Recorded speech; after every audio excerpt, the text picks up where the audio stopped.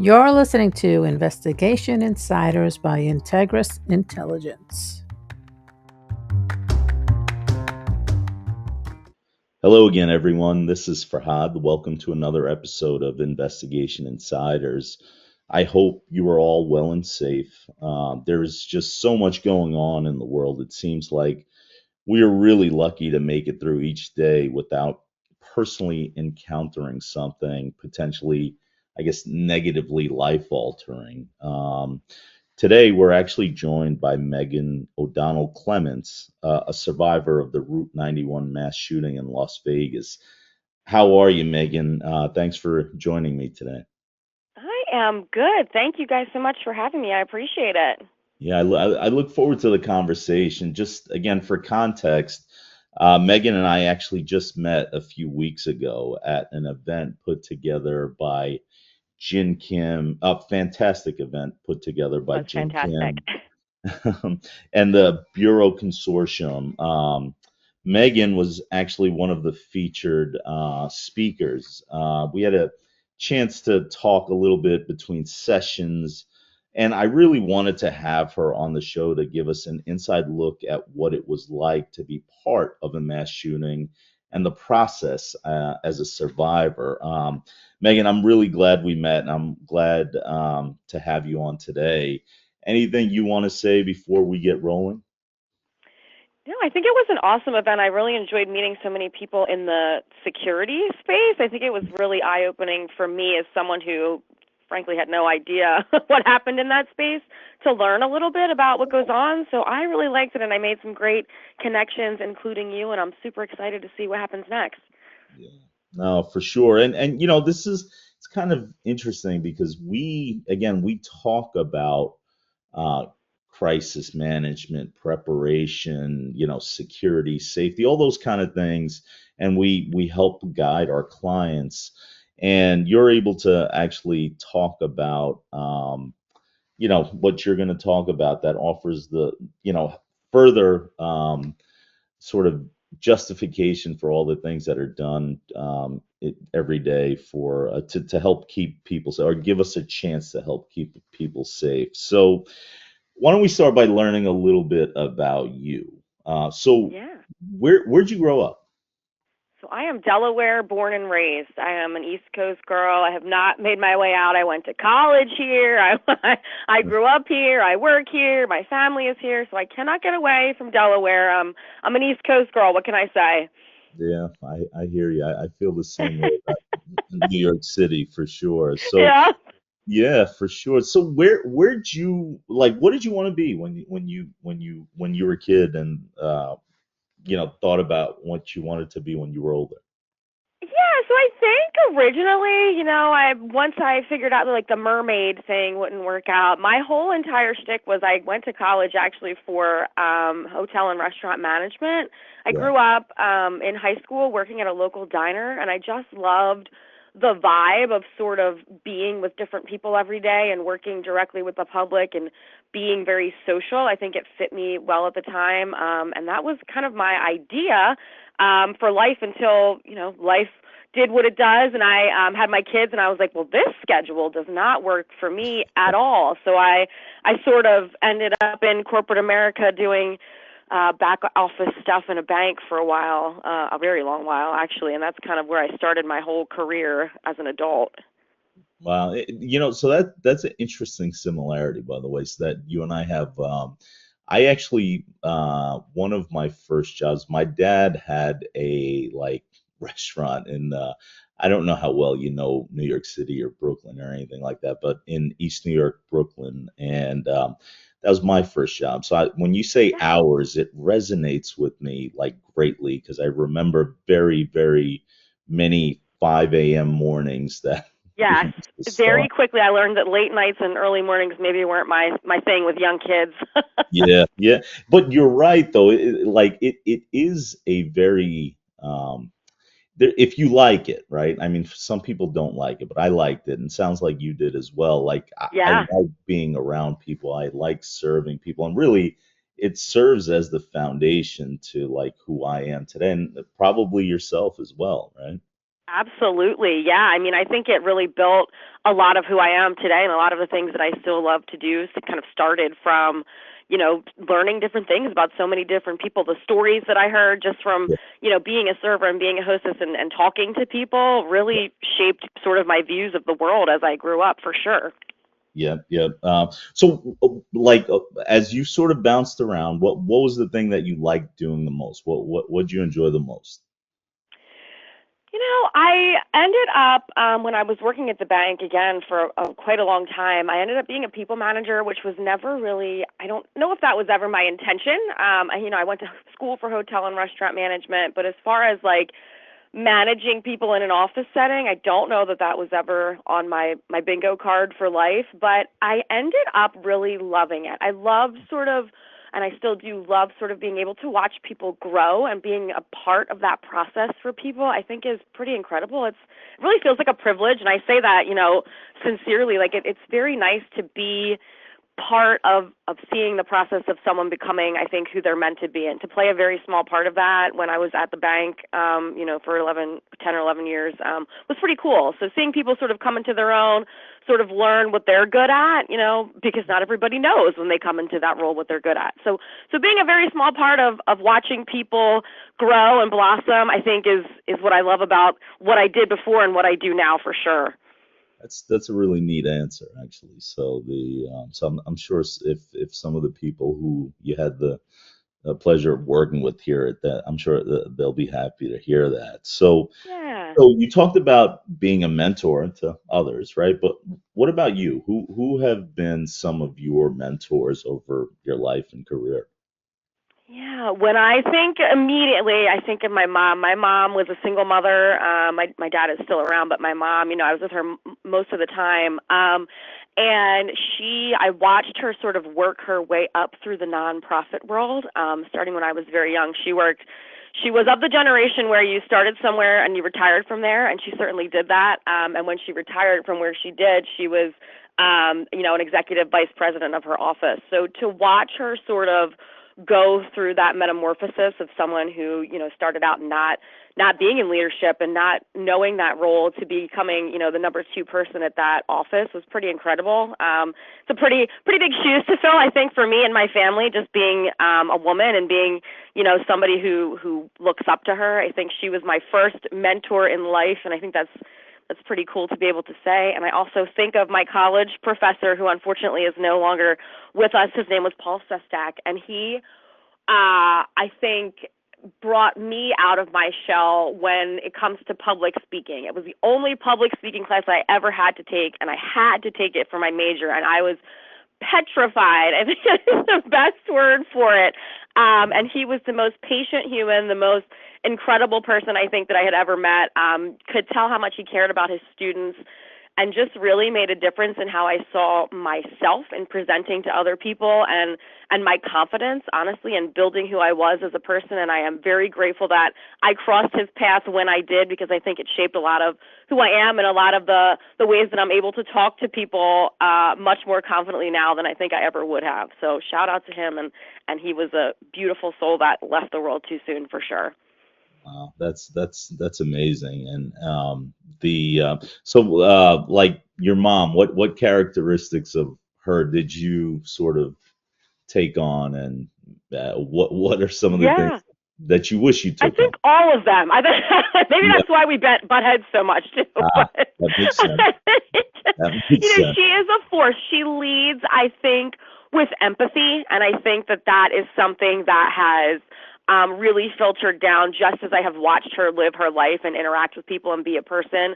To lead with empathy is not always easy, right? I think sometimes our natural inclination is to lead selfishly, and I don't think that's necessarily a bad thing. Like you're Yeah, leading the way that you think that you should, but she leads, I think, as a servant leader with a servant heart, and she loves to see people succeed, and she loves to help people be who they are, and she sees things, I think, in people that not everyone else sees, and not everyone sees in themselves. And I think that those are the best parts of her that I have taken and really tried to make part of my own personality when I work with people and when I see what they're capable of. Yep, yep. And so, what about your own kids? What are you seeing them taking? Do you see them taking on parts of your personality? And that's another similarity that we have that we discovered about having twins. Yeah, yeah. I do think that they do, they're not they're 18, they're about to be 19, so they're in a different place in life for sure, but I see parts of them, that echo that sort of empathy for other people. They're in a season of life, I think, that just is generally very and not in a negative way, but self-centered. They're coming into their own, they're finding themselves. They're freshmen and, well, they're about to be sophomores in college, but they're learning who they are as people. But even as they're doing that, I see in some of the things that they say and some of the conversations that they have that they sort of see the bigger picture of the world and sort of what's going on and who's feeling what, and they're really sort of cognizant of that, and I'm proud that they see that at this stage of life, and I hope that that sort of continues as they grow older.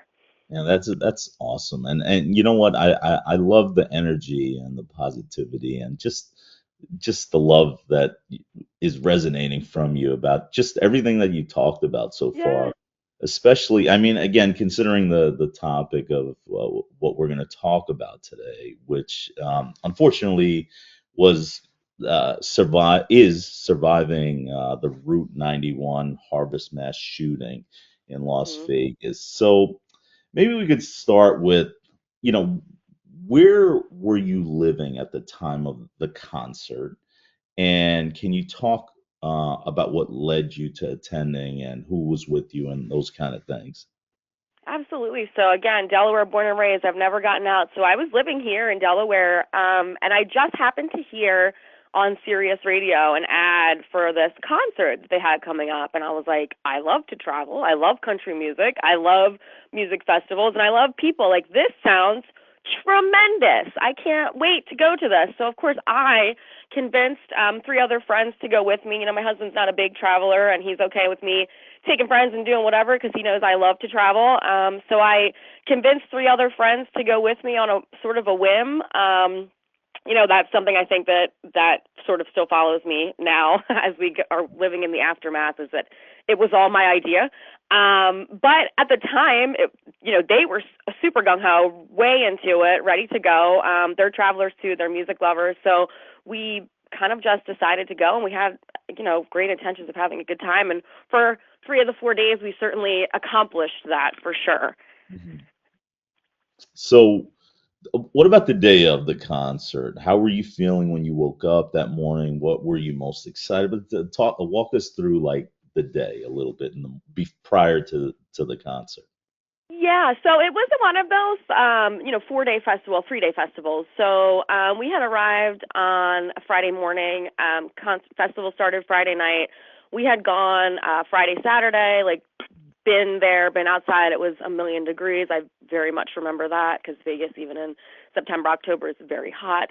um, but I think, those first 2 days were awesome. We have great pictures, great memories, great videos of like the bands that we saw and, people that we um, had never heard of. And I vividly remember at the time, if you're a country music fan, Luke Combs was on like the second stage. So he was very up and coming, but you could tell that he was somebody that was going to be a tremendous superstar because even the people at that second stage, it was like, they were bursting out of it. It was so crowded. So that's like one of those vivid memories that I have from the first 2 days. And I think even the third day, right, we were ready. Like, we were excited. Jason Aldean was playing at the end of it. I think there's a little bit of exhaustion by that time, but still a lot of excitement, still a lot of, things we hadn't done at the festival. There was like rides and all this kind of stuff that we just hadn't been able to get to yet. So we were excited to sort of do the stuff that we haven't done. I don't think there was any like, sometimes people say that things feel off or things feel Right. weird or things feel whatever. Like, there was absolutely none of that, I think, happening. We were just all generally very excited to do the last day, and also I think probably quite honestly to get home the following day too, because it had been a very long weekend. But it was all good stuff up until that point. Sure. So it sounds like the atmosphere was good. It was positive. Everything was what you had hoped it would be, minus, I Yeah, it was guess, great. fatigue. So talk about the day of, and what happens. Just walk us through that day. Yeah, so we're there. Like I said, it was me, another girlfriend of mine, and then two of our guy friends. We had ended up going at the point where everything had sort of, we came into the festival, we were listening to the same music. I had one friend who likes to wander around. He likes to meet people, mingle, go sort of see the second stage acts and all of that kind of stuff. So he had gone off to do that. Me and my girlfriend were hanging out near the front, and our other friend is a big casino lover. So unbeknownst to us, actually at that time, he had left and had gone back to the hotel. But in that moment, we certainly didn't know that yet, which becomes, a little bit more important, I guess, as the night goes on. But we had kind of all separated. Again, still having a great time, still communicating, that kind of stuff. Like we were texting, we had phones, we were, still knew where everybody was. As it got darker, and the Jason Aldean, the headliner, sort of came on, we did still know like where one another were and what was happening. It was very crowded. I do remember that. Again, like there was a ton of people and it was the last night, so I think everybody was just sort of excited to be there. So it was super crowded, super hot, but everything I think was very standard for what you'd expect for a concert and a festival at that time, at the end of the weekend, when the final headliner was coming on. Like nothing was sort of out of the ordinary, if that makes sense. Yeah, yeah, it does make sense. So everything's okay, everything's good. You Yeah. guys know where everyone is, and then what happens?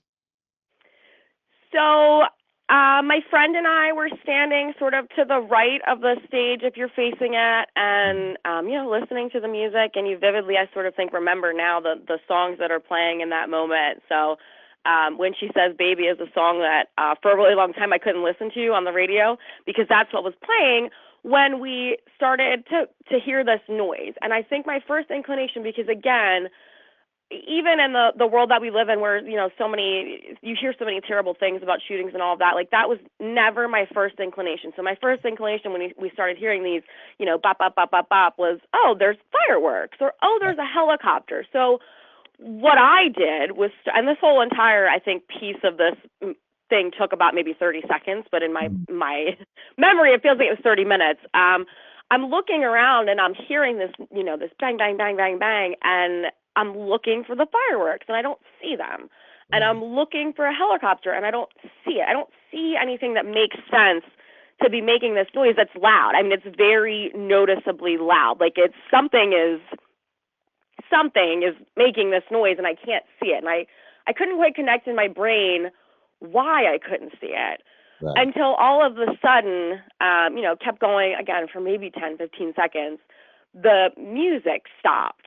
And I was like, well, that doesn't make it. What is happening? Like maybe this helicopter's not supposed to be here, or maybe they're like looking for somebody. And I'm still looking around, trying to figure out what this noise is when the music has stopped. And I go, this doesn't make any sense. What is happening? And still, I think it's just like human nature for that to be the farthest thought from my brain, is that someone was shooting. Like I just, I don't know if I didn't want to believe it, if my brain wouldn't let me believe it for survival, whatever it is, but it never crossed my mind until I felt the people coming again we were on the right hand side facing the stage. All of this was happening to the right hand side of the stage across, Las Vegas Boulevard. But the crush of people coming from my right hand side, like run it, you could hear it, I think, before, and feel it before you could see it. But it was basically like a stampede of humanity. And then I was like, oh my gosh, this is really happening. Like this is someone that is shooting. And then I think, in that moment, it's a fight or flight. You kind of just gotta do what you gotta do. But I don't necessarily know that I knew what to do right then. Yeah. So tell me about what else, like what else is going on? Are you thinking about where your friends are? You like again? It's anyone that's been involved. I mean, no one's been unless you were involved in this particular incident.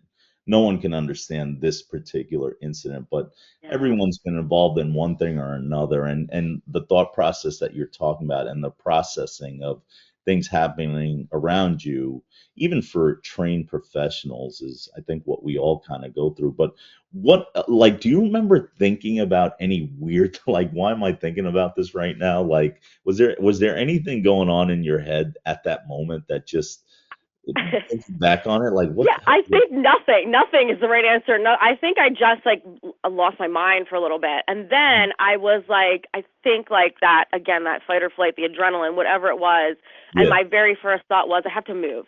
I have to yeah, move because if I stand here, like these people obviously know something that I don't. At yeah, that point we didn't know, where it was coming from, yeah, if this person was inside the gates, if they were outside of the gates. I had no idea what was happening except that somebody was firing on us, and I said, we have to move. I said, that's the only thing that we have to do. So I turned to my friend Andy, and I told her, I said, go. I said, you have to run. I said, we have to move. I think that she was in shock. I think we were all in shock. I said, but we yeah. have to move. I said, we cannot stand here. I said, if we stand here, all these people clearly know something we don't, so we have to go. And so we started to go, and again, that crush of sort of humanity who were all trying to do the same thing that I was, sort of overtook me. So I ended up on the ground underneath of them all, and I was screaming at her. I said, go. I said, I will find you. Just go. I said, you cannot stay here. You have to move. Like, I'm fine. Go. Like, my only thought was that, like, the only person I knew that was with me was right there. I didn't know where the other two people were. I said, the only thing I can help, the only thing I can control at all right now is if you go. So I was screaming at her to go, and she would not go, of course. So she waited, and I did get up. She did like pull me up from the ground, and we started running in the opposite direction. Again, still not having any sort of idea whether that was right. And I think that's sort of Mm, the most, terrifying or paralyzing piece of all of it, is that you're doing what you think is right, but is it? Because we didn't know. Obviously there was no communication. All this happened in like 8 minutes, and nobody knew what was going on, but we did what we thought was right in that moment, sort of not knowing whether it was right or not. I think that's sort of the most, overwhelming piece of it in that moment, is that you don't know what to do to survive. yeah. That's just like, it's just scary. I mean, yeah, the Yeah. hairs on your arm raised. So, what do you remember, if anything, about the people around you? Does anyone's face? Do you still remember the faces, what they were saying, doing? Like, what do you remember about that? Yeah, I think the most vivid thing that stands out in my mind is that as her and I were running, again towards what we thought, and thank God it was the opposite side of where all this was happening. There was people around us screaming. You could hear, people saying, help or whatever it was, just like, in the background. It was almost background noise, but like I think about it now, and I'm like, oh my gosh, like, is there something I could have done? Could I have helped? Could I have done something different? But I feel like in that moment when we were running, we ended up behind like a cardboard beer sign with a couple other people, and we're standing there, and people are crying and panting and all of this stuff, and we're standing there and with these other people that I didn't know, and I'm just sitting there thinking, as this, gunshots are still coming, like, my only coherent thought at that time was like, this isn't going to do anything. I'm like, you have this sense of relief that you're Yeah, finally quote unquote behind something. yeah, And I'm like, oh my gosh, we've made it, like we've done it, we're okay. And then as you're standing there with these strangers around you who also are like, oh my gosh, we've done it, it's okay, the realization comes that like what we've done is we've hidden ourselves behind a cardboard sign that's not going to do anything to be helpful. So I think that the bottom kind of drops out really quickly, and then again that adrenaline kind of comes back up, and you're like, all right, well, we got to keep moving, we got to keep going. And so we're shouting at these strangers how we have to keep going, keep moving, I know it's hard, I know you're panicked, I know people were like, hyperventilating, and I'm like, we have to keep going, we have to go, go. Like, there's no stopping, because stopping makes us an easier target, right? If you're moving, then at least you have a chance of getting out of here alive. I said, but if we're standing still, I go, that's going to stick out like a sore thumb. So we have to keep going. And then we ended up at a chain link fence with no exit. again, with these same people. And again, you're like, oh my gosh, like I see the other side of this. Here's a fence. Oh my gosh, we're going to get there. And then we get there and there's no way out. So what I remember is finding these people that are helpers, and I think that that's a very cool part of all of this horror that we went through, is that us and maybe 8 or 10 other people legitimately started ripping this fence apart with our bare hands, so that we could get a space big enough for people to get out. And then everyone that was there sort of formed like a human chain to pull the people through to the other side. And if I remember one thing from all of this, I try to make it that goodness that I saw in the midst of so much horror, that people cared enough to make sure that other people were getting out. Yeah, that's amazing. Interestingly, like you're describing sort of like your own actions and, the people around you and stuff like that. And I don't even know the woman, but it's just funny because I asked you about who your mentors are and you described your mother, but it sounds like your mother's training came into play during that event. Yeah, I definitely think my mom and I talk a lot about her mom. We're very strong women who made sure they're, we're Italian. That's just our nature, right? To make sure that everyone is okay, everyone is fed, and everyone is happy, right? So I think that really that did like play into like if I can help, if I can make sure that someone else survives this along with me, like I feel like I've done okay, and I think that that's what a lot of people were feeling in that moment. That's amazing. I mean, that really is amazing. So by the way, take the time from when you first started hearing the shots to the point where you and these other folks are tearing up the fence and bringing people through. How long of a time frame do you think that actually was, and how long did it feel? It felt like hours. The whole entire ordeal from start to finish was 8 minutes.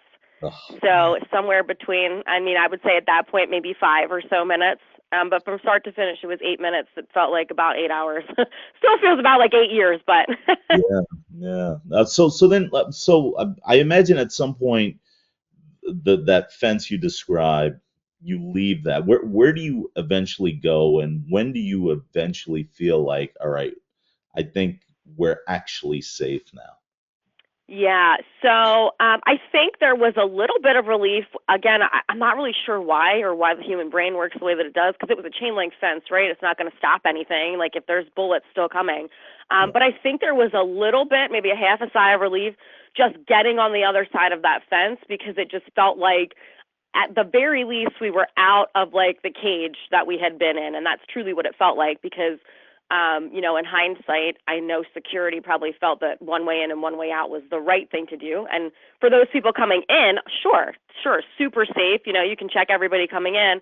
Obviously, hindsight, this person was not within the gates. So trapping all of us inside that rectangle of gates probably was not ideal situation. But I think there was a bit of relief getting just on the other side of that. I think the only time that the first time that I sort of lost it and I finally cried and I finally sort of accepted what had just happened, we had been running from there down sort of a runway, I would say, or in McCarran International Airport, banging on the doors of all these private hangars.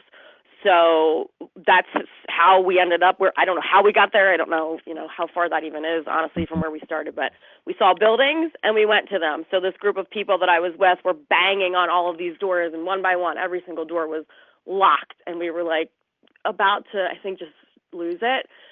Finally found one. I don't know why, but for the grace of God, was open. So we ended up inside a private hangar at McCarran International Airport with about probably 30 other people. And what I vividly remember in that moment was how loud silence can be. I think, there was so much shock and so much just like people were finally coming down from that high of just surviving. And again, we still had no idea. There were no TVs. There were no, anything.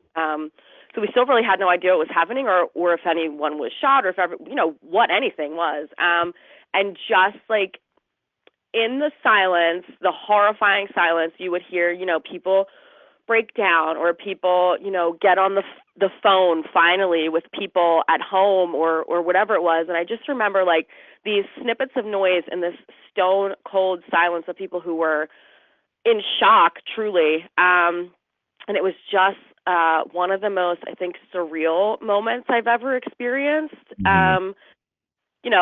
Just so many emotions all at once. I think at that point, maybe relief was probably the biggest one, because we did feel, again, not knowing, but that we were safe because we had made it inside somewhere else. Interesting. You know, so during 9/11, I was actually, it's a long story, but I was actually on the campus of St. John's University. I used to run the security at their newly opened dorms at the time through a outsourced security contractor. And on the campus, while it was all happening, again, it's a different type of incident, but obviously, like there was a lot going on that day. And one of the Word. things that I remembered was that through all of this, there were all these like stories that developed about what was going on and what else was happening and all that sort of stuff. Was there any of that kind of stuff going on? Maybe not right in that moment inside that hangar, but maybe shortly after that, where people started talking about. When did you realize, I guess, when did you start hearing what might have happened, and when did you realize what actually happened?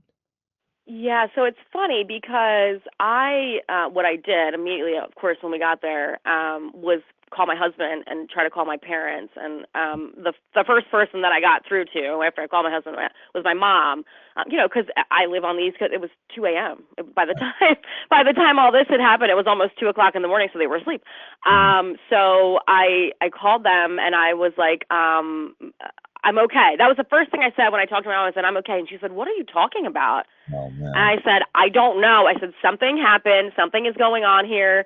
We had to run. There was somebody was shooting. I don't know. I don't have any details. And she said, I have no idea what you're talking about. She turned on the TV. There was still nothing on the TV. Oh. So the first that they had heard about it was from me, which was really interesting because, you think that with Mhm. being so connected to everything all the time now, you feel like you learn when things happen in real time. Yeah.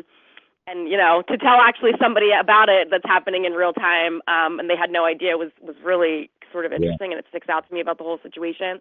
Mhm. um I think the first time we really had any idea of what was happening, again, even through these phone calls that you could hear people starting to make, because really what most of those were, what I remember the most is just, I'm okay, like, or which was some of it, I can't find so and so that I was with. And those are like moments of those conversations that stick with me. We were unfortunately, like I said, separated, not on purpose, from our friends, but we were at different places when all of this happened. So it took almost 6 hours to get in touch with one of our friends that we were with, because he had left and he was sleeping, which is tremendous and wonderful. And I love that, Mhm. because he didn't really know that any of it happened when he woke up, and he had like, 50 text messages and calls from us just saying like, please tell me you're okay. Yeah. Um, and I Man. think, but the other side of that, right, is he has a lot of guilt because he wasn't there to help. And I'm like, well, that's fine. I don't want you to be there. I don't want you to ever Yeah. go through what we did. But it's just interesting, the human perspective on things, is Yeah. that I think he has a lot of guilt that he wasn't there to sort of help us through that. But when you mention, when we sort of knew what was happening, once we got out of that hangar, we started walking again towards the main terminal at McCarran. Ended Mhm. up in the main terminal at McCarran International Airport at maybe 3 or 4 a.m. And as people came in to start their workday, people would turn on TVs and the news was on, and you would see at that point, finally it was on the news, these reports of what was happening. And I vividly remember it started out, and the headline across the bottom was like 2 people dead. And then, half hour later, it was like 12 people dead. And then Mhm. it would be like 25 people dead. And we just sat there watching this ticker sort of go up, like the opposite of a great New Year's Eve countdown, like the worst ticker going up and up and up. And it was just like, the reality of what we had escaped, I think, started to set in with a lot of people who were sitting there, and it was just, it was stark. It was very, it was a lot. I think it was a heavy lift right in that moment to sort of take in and see as it was happening that number going up. That's crazy. So you were scheduled to leave. Was it like the day after, or? Yeah, so that Monday morning, Mhm. our flight, was scheduled to leave at like 9 o'clock. Yeah, We had nothing. All of our stuff was back at the hotel. yeah, We tried 1,000 Ubers. I felt like, and every single time we would get one, it would cancel. It would cancel. It would cancel. And I think that somebody was watching over me. I don't know who it was, but finally somebody came up and said, we did an Uber and they were like, we're here. They said, I'll take you as far as I can go, because they couldn't get yeah. everywhere, right? Like there, so many roads were closed, so much was happening. And I said, if you get us as far as you can go and you wait, I said, I promise you, like, we will come back and we will like give you whatever money that I have, I will give it to you if you just wait. I said, I'm going to throw my bag. I said, I don't care what I leave. I don't care like what stays here. I go, we're going to throw whatever we can find in a bag and we're going to come back. And he did. Like, I remember this angel on earth waited for us to run to this hotel, get what we had to get, come back, and he took us back to the airport so that we could Wow. be there, and we did make the flight home, because the only thing that I wanted to do was leave. I That's just wanted to go home. My kids were across the country, my husband was across the country, my parents, like, I just wanted to go home. So I remain very grateful for that one person who was willing to take a chance on getting us back there, for sure. that's unbelievable. So I guess what time of, so you're saying 9 a.m. flight? Yeah. All right, so you're going through the night on everything else. You get back to the hotel, right? You pick Yep. up your stuff and you're leaving. Actually, what I was going to ask you was, so you made your flight, or? We did. I was awake for probably the longest I've ever been awake without sleeping. It was probably about 50 hours by the time all was said and done, from start to finish, because, again, we had gotten up regular time, which is, Yeah. early in the morning on Sunday. And when I got home, there was a barrage of reporters and guests and all of these things at my house. So yeah, it was about 50 hours from start to finish that I was awake. Yeah. So it was tough. Yeah, so what was the moment like? When did it, like, just curious about when you finally hit the bed? What was that feeling like, and how long did you sleep for? Yeah, I think the bed was relief. I feel like when I finally, and I say all throughout this, like, there was a moment where I could breathe, but I didn't really Yeah. breathe. I think there's like a photograph that somebody took of me coming off of my flight at Philadelphia International Airport, and I'm coming out of the thing, and like my reporters are everywhere and all this stuff, and I like saw my husband, and I just like started sobbing, and like there's a picture of him basically like holding me up, and I just couldn't, like, there was such relief of like being on the ground at home and knowing that I had finally made it. I think I finally was able to let out a breath in that moment. And it's a powerful photo to me, I think, just because there's a lot of emotion in it, and there's a lot of good and bad feelings, and I try to go back to that moment when life starts to sort of overwhelm me a little bit, and remember, put things in perspective, I guess. Yeah. Yeah. So, just out of curiosity, was it, I guess the press was focused on the flight coming back from Vegas, or was it on you? Did somehow they know you were there? That's They actually kind of, knew. I don't know how they knew. I yeah, don't know. I that's guess really um interesting. so I had posted when I finally, like, after, I don't even know at what point in there, but I had posted something on Facebook, and I just said, Andy Okay. and I are okay. Like, we're all okay. I don't know what's happening, but I want everybody to know that we're okay. Like, I had posted that, and I don't know if they had seen it, or if Yeah. they had, asked if anybody knew anybody that was in Vegas, or I what had happened. But before I even left Las Vegas in the morning, I had probably 6 or 7 reporters messaging me on Facebook, mm, asking for information and all this stuff. And I was like, I can't do this right now. But yeah, yeah. there was quite a few of them when I landed in Philadelphia. So, can you talk, I guess, to the extent that you want, about the hours and no, you talked about the hours, the days and weeks and months and I guess years after now of, you know, tell me what it's been like. Yeah, so I think in the first few weeks, even months, life was very different for me. I know we talked a little bit about how, I'm a social person. What I love is talking to people. I love interacting. I love that aspect of life. For, a few months, I would say that was not me. I was probably a shell of the person that I was, on September 30th, 2017. I was very, holed up in my house. It took a lot of strength for me to even go to places like the grocery store because I couldn't look at people the same way. I think the trust that you have with Yeah. the people around you is gone. I think the sense of safety that you have, I was a mom. I had a house, 2 kids, a husband, and a dog, and I lived in suburbia, and my life, I think, was idyllic to some people, and then all that was gone. And I think when the notion of your safety net and your, perfect suburban life is shattered, that is hard to take. It's one of those things where, what happens in the world, but it doesn't happen to you until it does. Yeah. So it changed sort of how I operated and how I functioned. Like I said, even when I went to the grocery store, I wouldn't be able to look at people. I would need somebody to go with me. I was knowing where the exit was at all times. I couldn't go really to a restaurant. Like, it didn't appeal to me to go out anymore. I didn't really want to be around people because everything that I had thought I knew about life felt like a lie. And I think that that's the best way to describe it. I think the pivotal moment for me in all of that was about maybe, I want to say probably December.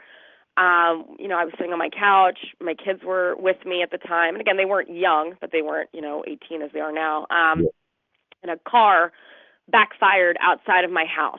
We live on a sort of a main road, and a car backfired outside of my house. And what I did was run up the stairs in my home to my bedroom, and I left my kids down there. And I think obviously in my brain, like, I knew what it was, right? I think that I like to at least tell myself that I think that I knew that they were safe.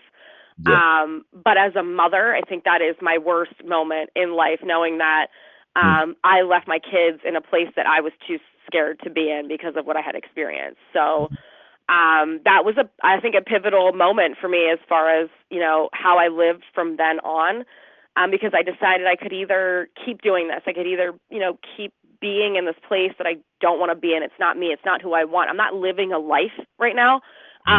Or I could do something about it. And I chose to sort of do something about it. And here we are later. And I think I'm doing okay. So No, and I know you address some of these things in your book and kind of when you speak. So, you know, there's so much. I could talk to you for hours and hours about this, but so again, you talked about meeting people involved in security and law enforcement and things like that, and you had a chance to attend the Bureau Consortium's event and learn more about the work that everyone does, right?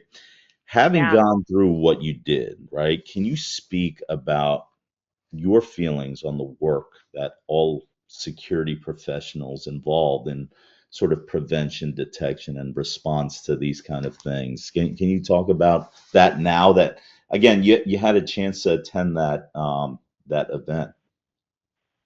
Yeah, pretty incredible stuff. That's the word I would use, incredible. I think that it feels like a situation, the security and the things that people do to keep people safe, where there's a lot of scrutiny in hindsight, right? And I am guilty of it myself because I'm like, well, why would you trap us in here with one exit and entrance? But we do the best we can, I think, with the information that we have. And when you're thinking of that, I think at that point you weren't thinking of Right. somebody maybe shooting from 30 floors up across the street. You were thinking of, if we can keep the bad people out, right, then we're keeping the people in safe. And I think that the work that you guys do is incredible because you have to learn from so many different experiences and so many scenarios that I think people don't ever think will happen. And to be able to learn and grow from that, I think is pretty amazing. And to put that into practice into a way that actually keeps people safe, I think is obviously very heroic work. And I'm glad that people like you guys exist to do it, because otherwise we'd be in a boatload of trouble. Well, that's great perspective, and it's again one of the reasons why I also wanted to have you on the show, because I think there's always sympathy and empathy, right? Like of all people, like showing both of those characteristics, because again, it's quick and easy to come to conclusions, right, based off of what Right. our eyes see Yep. oftentimes, right? But as you dig deeper and you find out more, there's always things that could be improved upon, right? There's always, and we always learn new things. But I think that's really helpful perspective. And so one of the things, Megan, this is the first time actually, like, because we have a lot of people that have been on the show that have written books and done other things. Our show has never meant to be promotion of anything, because we're trying to put information that people find helpful. But I want to make an exception on this one, because I know that you wrote a book, right? Can you talk a Did. little bit about why and what you hope? Is it therapy for you? Is it wanting to get your story out? Is it all of the above? Can you talk about it a little bit? Absolutely, yeah. So the book is called Grief, Grace, and Gratitude, and I think that basically says exactly why I wanted to write it.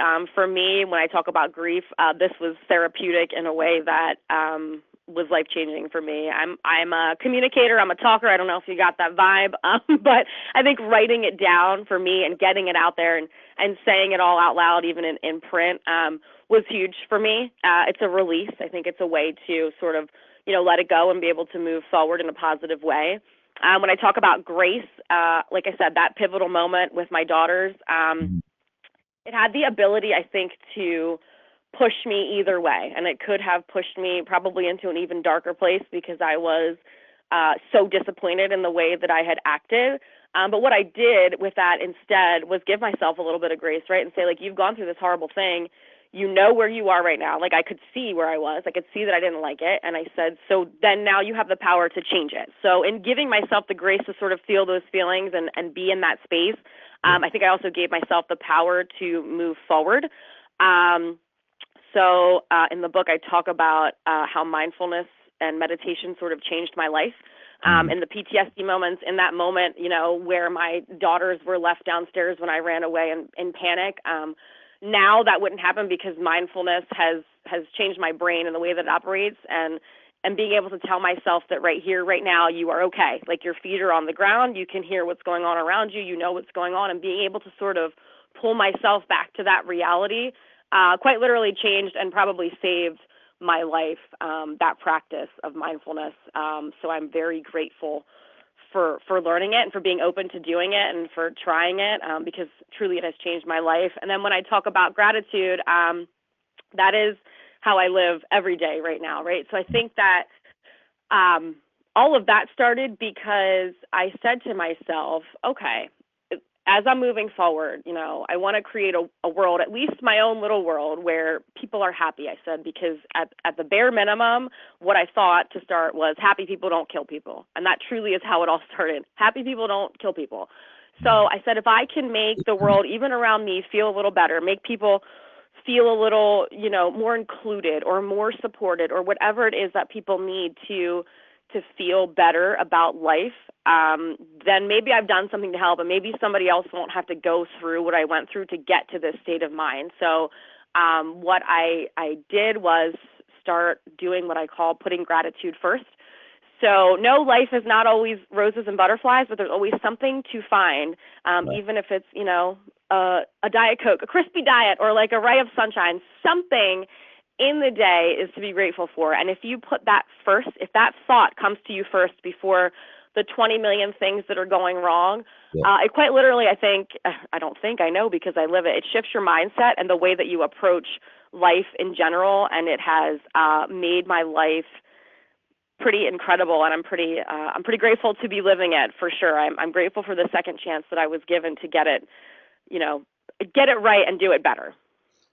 I just think that is just such incredible perspective, and I'm certain that your energy and your thoughtfulness and the things that you're saying are going to, it certainly is. I can tell you it's impacted one person, it's impacted me, right? So and I'm sure it'll impact others as well. So we will we're going to give out some copies, so just Awesome. stay tuned on social media. We're going to give out some copies of your book, and then also put the link in the description as well as on social media. So look, aside from just everything, this is something like I think that impacts all of us in one way or another, however many degrees removed, right? So Sure. thank you, Megan, for joining us on this show, and I'm really glad we met. I'm really glad we had this conversation. I'm really glad we're getting this out on our platform, and hopefully it helps some people out there with all the things that we discussed. So thank you so much for being on the show. Absolutely. It was wonderful. I really appreciate it. Till next time, thanks everyone for listening, following, and commenting. Keep doing it. We really appreciate it. Till next time. Don't forget to follow us. We are on LinkedIn and Facebook, Instagram, Twitter, and YouTube.